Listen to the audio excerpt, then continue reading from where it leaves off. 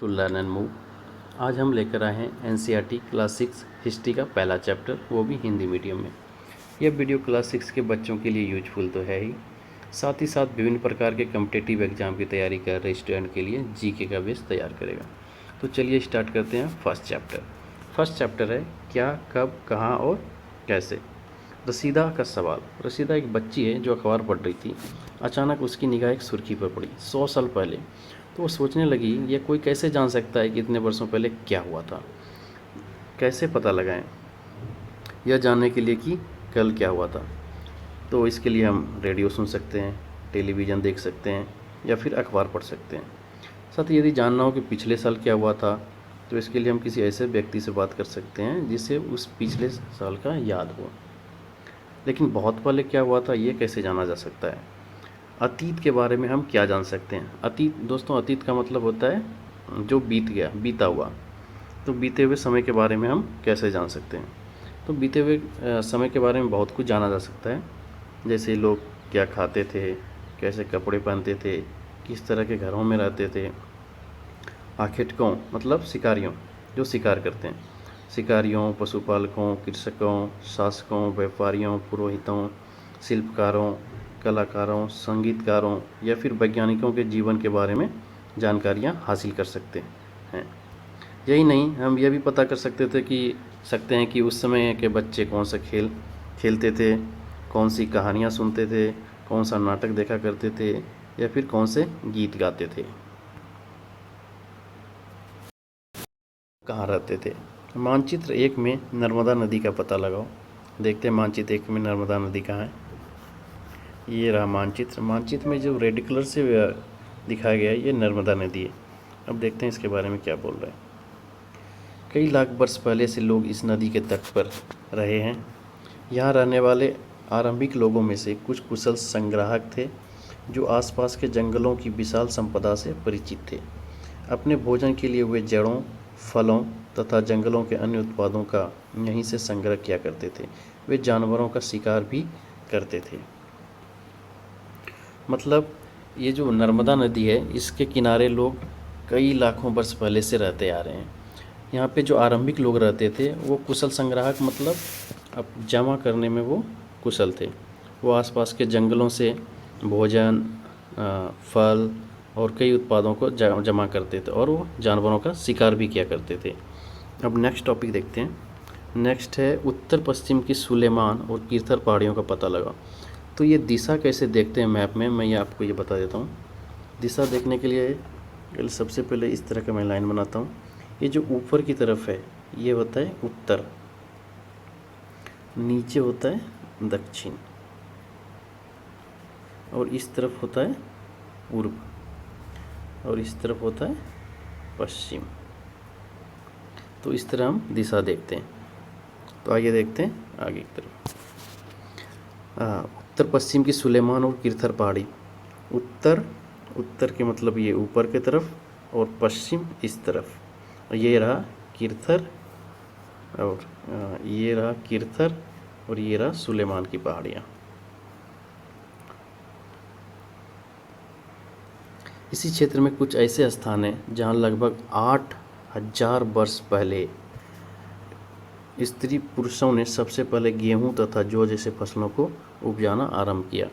मतलब कीर्थर और सुलेमान की पहाड़ी है जहाँ पे सबसे पहले 8000 वर्ष पहले गेहूं और जौ का फसल किया गया। उन्होंने भेड़, बकरियों और गाय बैल जैसे पशुओं को पालतू बनाना शुरू किया। ये लोग गांवों में रहते थे। मतलब कीर्थर और सुलेमान ही वो पहाड़ी है जहाँ पे सबसे पहले लोगों ने गेहूं और जौ जैसे फसलों को उगाना शुरू किया और वहाँ पे उन्होंने जानवरों को पालतू भी बनाना शुरू किया। नेक्स्ट है कि उत्तर पूर्व में गारो तथा मध्य भारत में विंध्य पहाड़ियों का पता लगाओ। उत्तर पूर्व में गारो, उत्तर हो गया इस तरफ और पूर्व हो गया इस तरफ। उत्तर पूर्व में देखते हैं गारो की पहाड़ी। तो ये रहा ये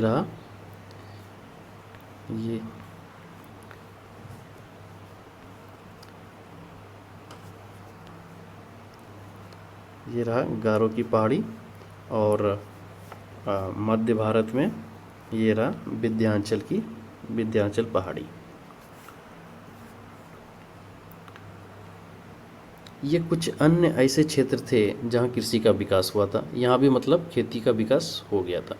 जहाँ सबसे पहले चावल उपजाया गया वह स्थान विंध्य के उत्तर में स्थित है। मतलब जहाँ सबसे पहले चावल उपजाया गया था वो विंध्य के उत्तर, मतलब यहाँ पर कहीं पर उपलब्ध था।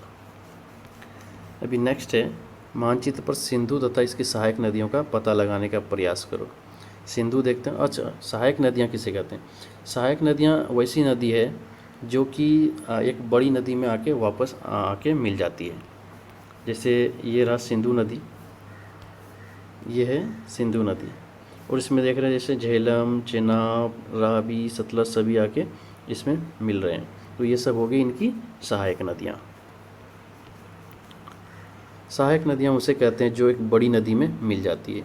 लगभग 4700 वर्ष पूर्व इन्हीं नदियों के किनारे कुछ आरंभिक नगर फले फूले। गंगा व इसकी सहायक नदियों के किनारे तथा समुद्र तटवर्ती इलाकों में नगरों का विकास लगभग 250 वर्ष पूर्व हुआ। मतलब सिंधु नदी के किनारे जो नगर बसे वो 4700 वर्ष पहले बसे थे, और गंगा नदी के किनारे जो नगर का विकास हुआ वो 250 वर्ष पूर्व हुआ।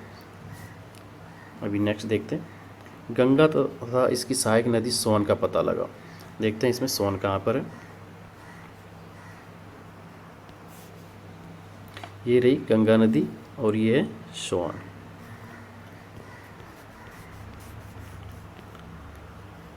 गंगा के दक्षिण में इन नदियों के आसपास का क्षेत्र प्राचीन काल में मगध, मतलब गंगा के जो दक्षिण में नदी के जो जितने भी अगल बगल के एरिया हैं उसे मगध के नाम से जाना जाता था, जो कि अभी वर्तमान में बिहार राज्य है। इसके शासक बहुत शक्तिशाली थे। उन्होंने एक विशाल राज्य स्थापित किया था। देश के अन्य हिस्सों में भी ऐसे राज्यों की स्थापना की गई थी। लोगों ने सदैव उपमहाद्वीप के एक हिस्से से दूसरे हिस्से तक यात्रा की। कभी कभी हिमालय जैसे ऊंचे पर्वतों, पहाड़ियों, रेगिस्तान, नदियों तथा समुद्रों के कारण यात्रा जोखिम भरी होती थी। फिर भी वे यात्रा उनके लिए असंभव नहीं थी। अतः कभी लोग काम की तलाश में तो कभी प्राकृतिक आपदाओं के कारण एक स्थान से दूसरे स्थान जाया करते थे। कभी कभी सेनाएं दूसरे क्षेत्र पर विजय हासिल करने के लिए जाती थी। तो ऐसा नहीं था कि लोग पहले यात्रा नहीं करते थे, पहले यात्रा करते थे और यात्रा जोखिम भरी भी होती थी। और यात्रा करने के लिए कभी वो काम की तलाश में, या फिर कभी कोई प्राकृतिक आपदा आ गया, बाढ़ आ गया, तूफान आ गया, इसके चक्कर में उसे एक स्थान से दूसरे स्थान जाया करते थे। कभी कभी क्या होता था कि सेना को एक जगह से दूसरे जगह ले जाना है जीत के लिए, तो उसके लिए भी वो यात्रा करते थे। कभी कभी व्यापारी जहाज़ से अपने काफिलों के साथ मूल्यवान वस्तु लेकर एक जगह से दूसरे जगह जाया करते थे। और कभी कभी धार्मिक गुरु उपदेश और शिक्षा देने के लिए भी एक जगह से दूसरे जगह जाया करते थे। कुछ लोग ऐसे थे जो कि एक जगह से दूसरे जगह नए नए स्थानों को खोजने के लिए यात्रा किया करते थे। इन सभी यात्राओं उन लोगों को एक दूसरे के विचारों को जानने का अवसर मिला। इन सभी यात्राओं से उनको यह फ़ायदा हुआ कि वो जो नए जगह पे जाते थे उनसे क्या होता था, वो उनके विचारों को समझते थे। ये उनको इस यात्रा से फ़ायदा हुआ था। आज लोग यात्रा क्यों करते हैं? एक बार फिर से मानचित्र एक को देखो। पहाड़ियों, पर्वत और समुद्र इस उपमहाद्वीप की प्राकृतिक सीमा का निर्माण करते हैं। मतलब मानचित्र के चारों तरफ जो पहाड़ी हैं, पर्वत है, समुद्र है, ये सब जो उपमहाद्वीप के हैं चारों तरफ प्राकृतिक सीमा, मतलब नेचुरल बाउंड्री, मतलब इसके चारों तरफ कोई ऐसा तार जैसी बाउंड्री नहीं है, लेकिन ये प्राकृतिक सीमा है। हालांकि लोगों के लिए इन सीमाओं को पार करना आसान नहीं था। जिन्होंने ऐसा चाहा वे ऐसा कर सके, जिसने चाहा उसने कर दिया। वे पर्वतों की ऊंचाइयों को छूस के वो पर्वत पे भी चढ़ गए, गहरे समुद्रों को पार भी कर सके। उपमहाद्वीप के बाहर से भी कुछ लोग यहाँ आए और यहीं बस भी गए। लोगों के इस आवागमन को हमारी संस्कृति परंपराओं को समृद्ध किया। कई सौ वर्षों से लोग पत्थर तराशने, संगीत रचने, यहाँ तक कि भोजन बनाने के नए तरीकों के बारे में एक दूसरे को विचार। इंडिया शब्द इंडस से निकला है, जिससे संस्कृत में सिंधु, मतलब इंडस से निकला है और इंडस का मतलब होता है सिंधु। क्या है कि 2500 साल पहले हमारे देश में ईरानी और यूनानी आए, और सिंधु जो नदी है, अभी मैं आपको मैप में दिखाऊंगा, उसको इन्होंने हिंदोस या इंदोस बोला। और इस नदी के जो इस तरफ पूरब की तरफ लोग रहते थे, उस तरफ के लोगों को इन्होंने उस तरह की जगह को इंडिया कहा। जैसे मैं दिखाता हूँ आपको मैप में, ये रहा मैप।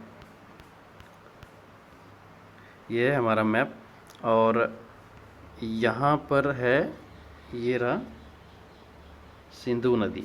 और सिंधु नदी के पूर्व में, मतलब इस तरफ का जो ये एरिया है, इस तरफ का जो एरिया है, इस तरफ का जो पूरा एरिया है, इसको इन्होंने इंडिया कहा। इस तरह हमारे देश का नाम इंडिया पड़ गया।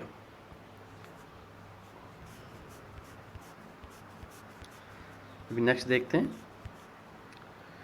भारत नाम का प्रयोग उत्तर पश्चिम में रहने वाले लोगों के एक समूह के लिए किया जाता है। इस समूह का उल्लेख संस्कृत की आरंभिक लगभग 3500 वर्ष पुरानी कृति ऋग्वेद में मिलता है। बाद में इसका प्रयोग देश के लिए होने लगा। जो हमारे देश का जो भारत बोलते हैं, वो एक्चुअली क्या है कि उत्तर पश्चिम, जो हमारे देश में उत्तर पश्चिम में रहने वाले लोग थे, उसके एक समूह के लिए किया गया था। और इसका उल्लेख संस्कृत का एक हमारा 4 तरह के वेद हैं, जिसमें से एक वेद का नाम है ऋग्वेद। इस ऋग्वेद में मिलता है। और बाद में इस भारत शब्द का प्रयोग उत्तर पश्चिम के समूह के अलावा पूरे देश के लिए किया जाने लगा। तो यह एक क्वेश्चन बन जाता है हमारे लिए, जीके का क्वेश्चन, कि हमारा देश का नाम जो भारत पड़ा, उस किस वेद में उसका उल्लेख मिलता है। तो इसका आंसर हो जाएगा ऋग्वेद। नेक्स्ट है, अतीत के बारे में कैसे जानें। अतीत मतलब होता है बीता हुआ, जो बीत गया है उसके बारे में कैसे जानें। अतीत की जानकारी हम कई तरह से प्राप्त कर सकते हैं। उनमें से एक तरीका अतीत में लिखी गई पुस्तकों को ढूंढना और पढ़ना है। जो उस समय पुस्तक लिखा गया था उसको ढूंढ के यदि पढ़ लिया जाए तो अतीत के बारे में हमें पता चल जाएगा। यह पुस्तकें हाथ से लिखी होने के कारण पांडुलिपि कही जाती है।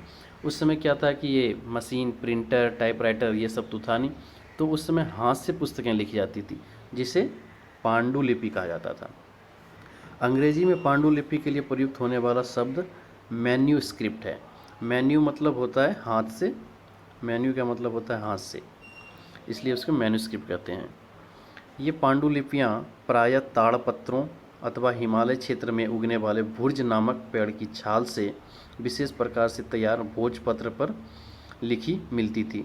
तो इसमें क्या था, उस समय तो पेज तो था नहीं, तो क्या करते थे, ये ताड़पत्र, ताड़ के पत्ते, और हिमालय में एक विशेष प्रकार का भुज नाम का पेड़ का छाल होता था, उससे ये भोजपत्र तैयार करते थे और फिर उस पर लिखते थे। जैसा कि ये फिगर में दिखाया हुआ है, यही है पांडुलिपि। देखिए इसमें हाथ से लिखा हुआ है।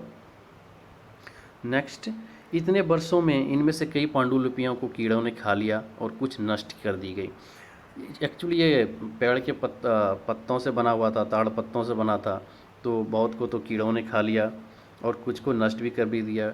फिर भी बहुत सारा ऐसा पांडुलिपि है जो कि आज भी उपलब्ध है। प्रायः ये पांडुलिपियाँ मंदिरों और बिहारों में प्राप्त होती है। इस पुस्तकों में धार्मिक मान्यताओं व व्यवहारों, राजाओं के जीवन, औषधियों तथा विज्ञान आदि सभी प्रकार के विषयों, इन पुस्तकों में धार्मिक मान्यताओं व व्यवहारों, राजाओं के जीवन, औषधियों तथा विज्ञान आदि सभी प्रकार के विषयों की चर्चा मिलती है। इसके अतिरिक्त हमारे यहाँ महाकाव्य, कविताएं तथा नाटक भी हैं। तो ये जो पांडुलिपियाँ होती थी उसका यूज उस समय क्या करते थे, कोई धार्मिक मान्यता है या फिर इस तरह का व्यवहार है, धार्मिक व्यवहार, उसको उसमें लिख दिया जाता था। राजा के जीवन के बारे में लिखना है तो वो उसमें लिख दिया जाता था। औषधि तथा विज्ञान के बारे में कुछ लिखना है, वो सब लिख दिया जाता था। विशेष प्रकार के अलग अलग तरह के विषयों में लिखा जाता था। इसके अलावा उसमें महाकाव्य, कविता और नाटक भी लिखा हुआ मिला है। इनमें से कई नाटक संस्कृत में लिखे हुए मिले हैं। बहुत सारे नाटक हैं जो संस्कृत में लिखे हुए मिले हैं, जबकि अन्य प्राकृत और तमिल में हैं। एक तो संस्कृत, प्राकृत और तमिल में। प्राकृत भाषा का प्रयोग आम लोग करते थे। हम अभिलेखों का भी अध्ययन कर सकते हैं। एक तो हो गया पांडुलिपि, अब दूसरा है अभिलेख। ऐसे लेख पत्थर अथवा धातु जैसी अपेक्षाकृत कठोर सतहों पर उत्तीर्ण किए हुए मिलते हैं। एक तो हो गया पांडुलिपि, जिसको कि हाथ से किसी पत्ते पर लिख दिया जाता था।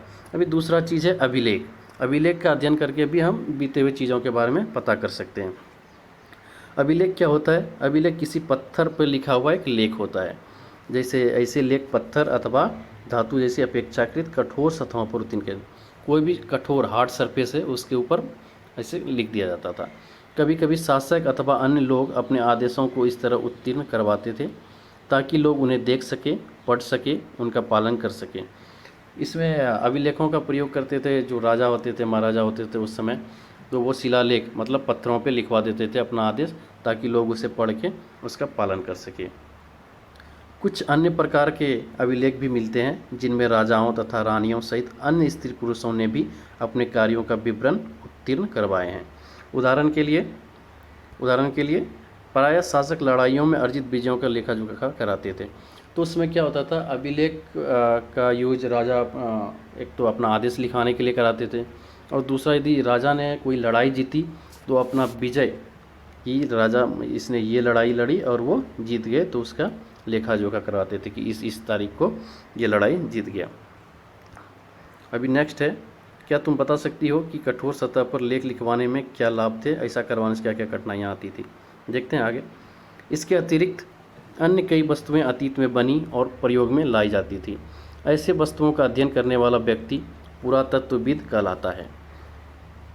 देखिए, अतीत में बहुत सारा वस्तु बना, अभी उस वस्तु का जो अध्ययन करता है, उसके बारे में जो पता लगाता है, वैसे उसे व्यक्ति को पुरातत्वविद कहते हैं। पुरातत्वविद पत्थर और ईंट से बनी इमारतों के अवशेषों, मतलब पत्थर और ईंटें से जो उस समय की मकान बने थे, उसके अवशेष मतलब जो उसका अभी मतलब शेष बचा हुआ है, उसका मतलब मलबा, चित्रों तथा मूर्तियों का अध्ययन करते हैं। उसका जो मलबा बचा हुआ है या ज़मीन के अंदर दबा हुआ चित्र है, मूर्ति है, उसका वो अध्ययन करते हैं, उससे फिर वो पता लगाते हैं। वे औजारों, हथियारों, बर्तन, आभूषणों तथा सिक्कों की प्रति के लिए छानबीन तथा खुदाई भी करते हैं। इनमें से कुछ वस्तुएं पत्थर, पक्की मिट्टी तथा कुछ धातु की बनी होती है। ऐसे तत्व कठोर तथा जल्दी नष्ट ना होने वाले होते हैं। पुरातत्वविद जानवरों, चिड़ियों तथा मछलियों की हड्डियां भी ढूंढते हैं। इससे उन्हें यह जानने में भी मदद मिलती है कि अतीत में लोग क्या खाते थे। अच्छा, जो ये पुरातत्वविद होते हैं, वो क्या करते हैं, एक तो वो अवशेष तो खोजते ही हैं, पत्थर, मूर्ति, वो सब तो खोजते ही हैं। उसके अलावा जानवर, चिड़िया, मछली की हड्डी भी ढूंढते हैं, जिससे कि उसको पता चलता था कि पुराने ज़माने में लोग मछलियाँ भी खाते थे। वनस्पतियों के अवशेष बहुत मुश्किल से बच पाते हैं, क्योंकि वो क्या होता है, वनस्पति होता है, पेड़ पौधा, वो जल्दी सड़ जाता है। यदि अन्न के दाने अथवा लकड़ी के टुकड़े जल जाते हैं तो वो जले हुए रूप में बचे रहते हैं। यदि कोई रह गया कि पहले किसी दाना जलाया तो वो जला हुआ रह गया, तो उससे भी पुरातत्वविद बहुत कुछ पता लगा लेते हैं। नेक्स्ट है, पांडुलिपियों, अभिलेखों तथा पुरातत्व से ज्ञात जानकारियों के लिए इतिहासकार प्रायः स्रोत शब्द का प्रयोग करते हैं। ये जो पांडुलिपि है, अभिलेख है, पुरातत्व है, इन सबको इतिहासकार अपना स्रोत बताते हैं, स्रोत शब्द का प्रयोग करते हैं। इसके लिए इतिहासकार उन्हें कहते हैं जो अतीत का अध्ययन करते हैं। इतिहासकार किसको कहते हैं? इतिहासकार उसे कहते हैं जो बीत चुका है, जो इतिहास में बीत चुका है, उसका यदि वो अध्ययन कर रहा है, उसके बारे में वो पढ़ रहा है, उसके बारे में जानने की कोशिश कर रहा है, तो उसे इतिहासकार कहते हैं। स्रोत से प्राप्त होते ही अतीत के बारे में पढ़ना बहुत रोचक हो जाता है, क्योंकि इन स्रोतों की सहायता से हम धीरे धीरे अतीत का पुनर्निर्माण करते जाते हैं। अतः इतिहासकार तथा पुरातत्वविद उन जासूसों की तरह हैं जो इन सभी स्रोतों का प्रयोग सुराग के रूप में कर अतीत को जानने का प्रयास करते हैं। जिस तरह से आजकल जासूस एक सबूत को जुटा के फिर वो फाइनली पहुंचते हैं कि फाइनली किसी सुराग को इकट्ठा कर करके ये पता लगाते थे कि पहले क्या हुआ था, किसने मर्डर किया। उसी तरह इतिहासकार और पुराविद होते हैं जो अपने स्रोतों का पता लगाते हैं। एक या अनेक, अतीत क्या एक ही हो सकता है, एक से अधिक नहीं हो सकता। तो अतीत एक से अधिक हो सकता है, बस ये है कि ये अलग अलग समूह के लिए इसके अलग अलग मायने होते हैं। देखते हैं आगे। जैसे उदाहरण के लिए पशुपालकों अथवा कृषकों का जीवन राजा रानियों के जीवन से अलग होता था, तो इसके लिए अतीत अलग होगा। व्यापारियों का जीवन शिल्पकारों के जीवन से बहुत भिन्न था, इसके लिए अलग अतीत होगा। जैसा कि हम आज भी देखते हैं, उस समय भी देश के अलग अलग हिस्सों में लोग अलग अलग व्यवहारों और रीति रिवाजों का पालन करते थे। उदाहरण के लिए आज अंडमान द्वीप के अधिकांश लोग अपना भोजन मछलियाँ पकड़कर, शिकार करके, फल फूल संग्रह करके प्राप्त करते हैं। इसके विपरीत शहर में रहने वाले लोग खाद्य आपूर्ति के लिए अन्य व्यक्तियों पर निर्भर करते हैं। इस तरह के भेद अतीत में भी विद्यमान थे।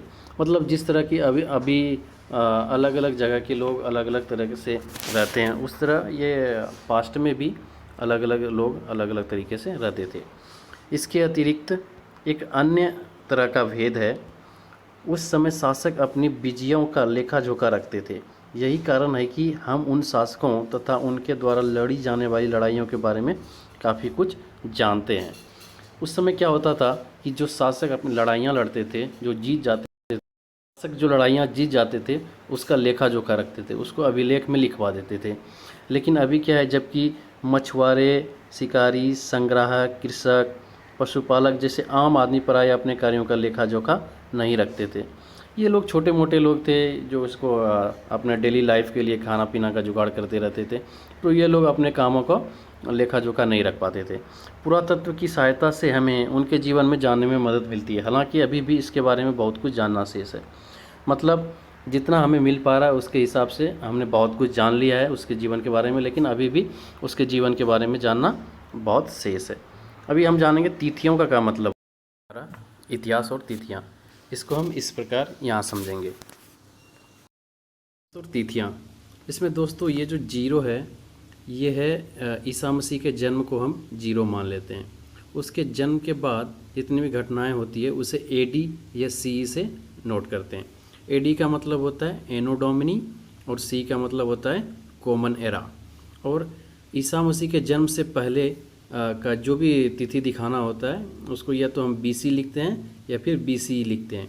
इसका मतलब होता है बिफोर क्राइस्ट और बिफोर कॉमन एरा। हिंदी में इसे ईसा पूर्व और इसमें ईस्वी लिखते हैं। जैसे कि मान लीजिए कि हमारा देश स्वतंत्र हुआ 1947 को, तो 1947 ईसा मसीह के जन्म के बाद आएगा। 1947 को लिखेंगे हम 1947 AD। इसका मतलब हुआ कि 1947 साल बाद, ईसा मसीह के जन्म के 1947 साल बाद। जैसे अभी चल रहा है 2021, तो हम इसको लिखेंगे 2021 AD। इसका मतलब है कि ईसा मसीह के जन्म के 2021 साल बाद। यदि कोई डेट इधर का लेना हो BC का, तो जैसे हम लिखेंगे 563 BC या फिर ईसा पूर्व, 563 ईसा पूर्व। इसका मतलब होगा ईसा मसीह के जन्म के 563 साल पहले। आई होप आपको ये वीडियो समझ में आ गया होगा। के साथ ये चैप्टर ख़त्म होता है। इस चैप्टर का नोट्स, हैंड रिटन नोट्स मैं अगले वीडियो में दूंगा। तब तक के लिए नमस्कार।